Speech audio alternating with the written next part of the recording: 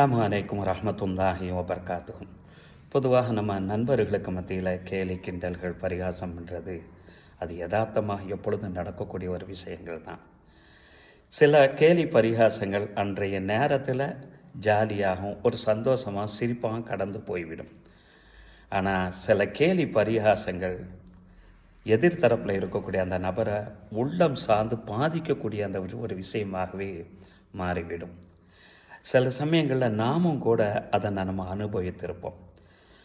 மக்காவில் இருக்கக்கூடிய அந்த காலகட்டங்களில் எதிரிகளாக இருந்த சில நபர்களுடைய பிள்ளைகள் பிற்காலத்தில் இஸ்லாத்தை ஏற்று மதீனாவுக்கு அவர்கள் வருகை தந்து மதீனாவில் வாழக்கூடிய அந்த காலகட்டங்களில் மதீனாவில் இருக்கக்கூடிய அந்த தோழர்கள் எல்லாம் மக்காவிலிருந்து வந்தார்கள் அல்லவா, அவர்களுடைய தந்தையினுடைய அந்த விரோதத்துவத்தை சொல்லியே இவர்களை கேலி பண்ணுறதும் கிண்டல் பண்ணுறதும் பரிகாசம் பண்ணக்கூடிய ஒரு சூழ்நிலை அன்றாட நிகழ்வாக மாறிப்போன அந்த நிலையில் பாதிக்கப்பட்ட அந்த நபர்கள் மன ரீதியாக பாதிக்கப்பட்டு நபி ஸல்லல்லாஹு அலைஹி வஸல்லம் அவர்கள்ட்ட முறையிடக்கூடிய சூழ்நிலையில் தான் சூரத்துல் ஹுஜராத்தினுடைய 11வது வசனம் இறங்கிறது.